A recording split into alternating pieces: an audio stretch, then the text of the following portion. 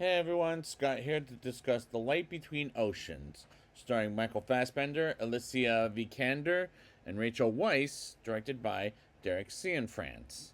Now, before I get into this, I have seen this in the theaters, but I haven't seen it since. Will it be as good as I remember? Let's find out.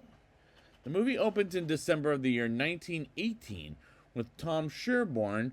played by Michael Fassbender, traveling by boat to a remote village off the coast of Western Australia, and the shots are absolutely beautiful to look at from start to finish, with the cinematography looking breathtaking as Tom meets some people in the village, including Isabel Grayschmark,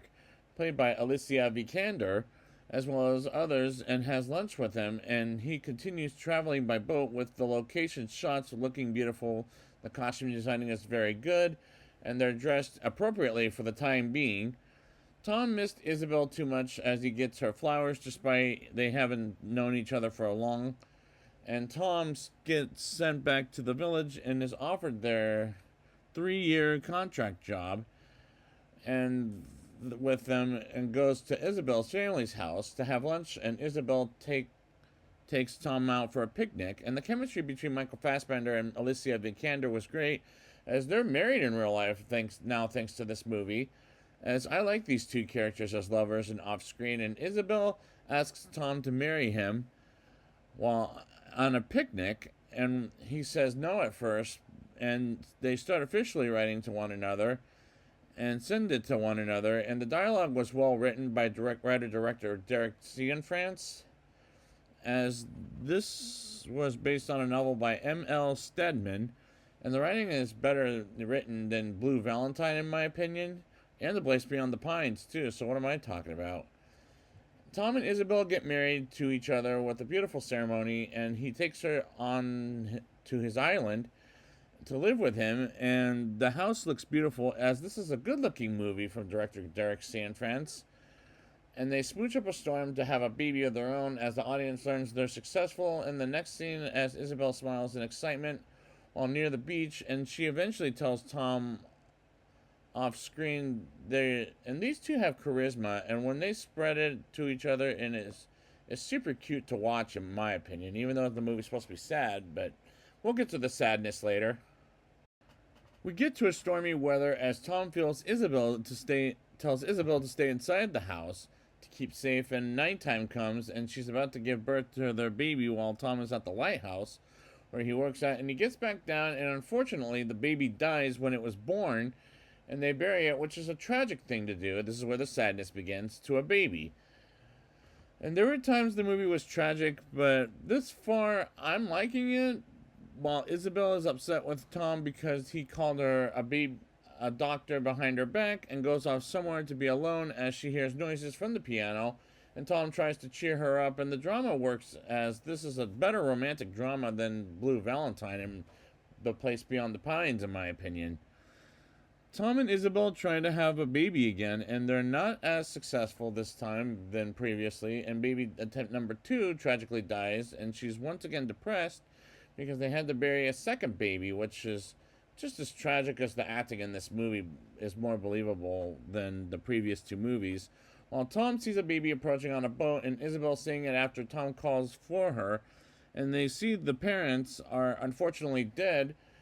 and they take care of this baby girl like their own and take care of it for the day,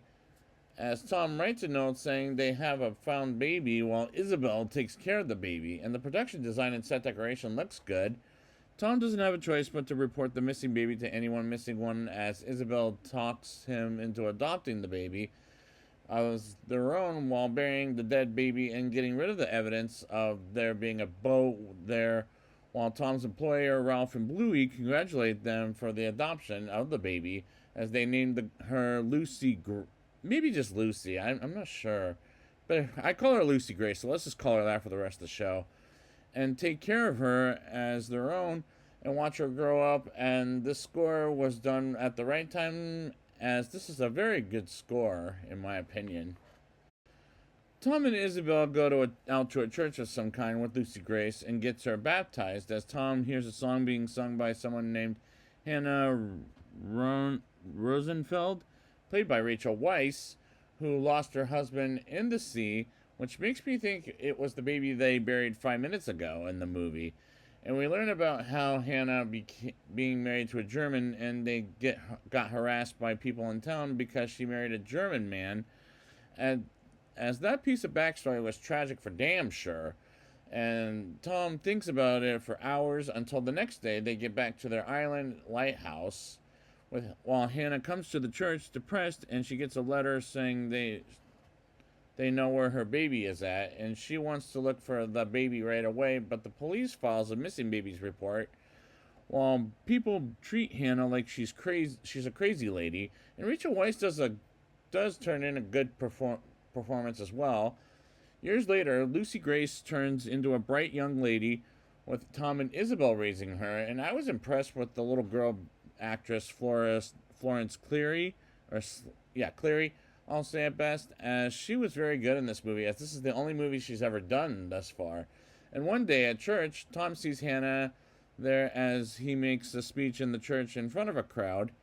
While he was nervous because he was surprised to and Lucy Grace and Tom and Isabel meets Hannah for the first time, and the acting did feel a bit intense, like Hannah was going to discover Lucy Grace was her daughter, like I thought they were screwed. So that was an intense scene. After the meeting, Isabel, hearing about Hannah's tragedy, she figures out who she is as well, while Tom realizes they're too late and know Hannah is Lucy Grace's real mother. And Isabel is starting to get depressed because they have to give her back at some point in time. But it came sooner than she thought, as they take her on a boat ride to have some fun until they get back, and Tom had to tell Hannah to get Lucy Grace and tells Isabel about it, as he tells her it's over, as he figured out Hannah was her real mother, and gives Lucy Grace to Hannah, while with Isabel being reluctant about giving her baby, and Tom tells the detective to talk to him, as she has nothing to do with it, as this is turning into something very depressing. But don't get me wrong, this is so far the best thing that director Derek Cianfrance has made this far. After they take Lucy Grace away from Tom and Isabel, they arrest Tom for some reason as well as put him in jail, and Isabel doesn't have a choice but to give Lucy Grace to Hannah by running her blood to a point. This is getting very upsetting, while Tom is questioned by the authorities along with Isabel, never wanting to see him ever again after giving Lucy Grace away. And they interrogate Isabel too, as Lucy Grace is upset about staying with Hannah and says she wants to go back to her real mother. Meanwhile, Isabel says she'll never forgive Tom for what he did to break them apart, as Tom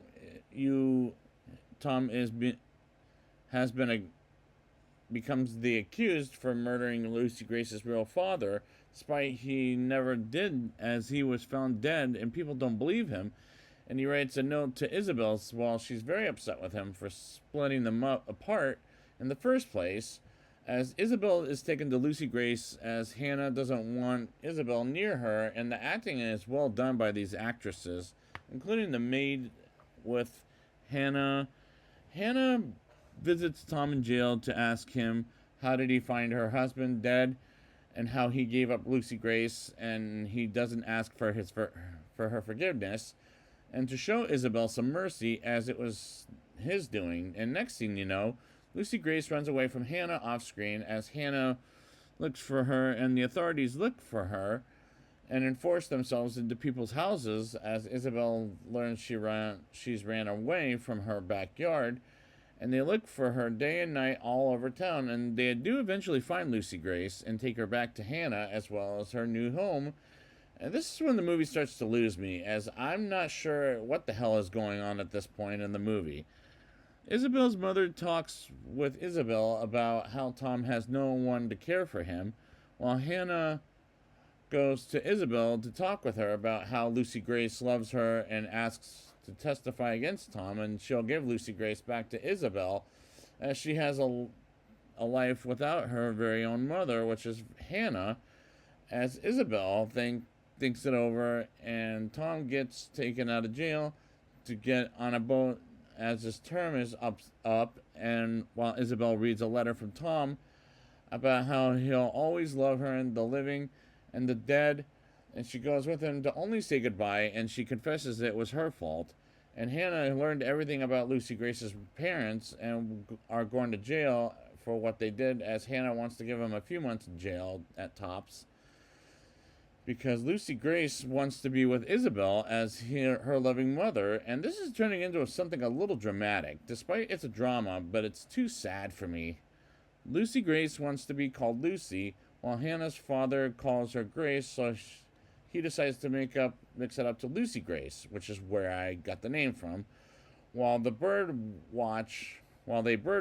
and Lucy Grace puts a crown on Hannah's head, and Tom and Isabel lay down together years later as Lucy Grace shows up at their house with her son Christopher,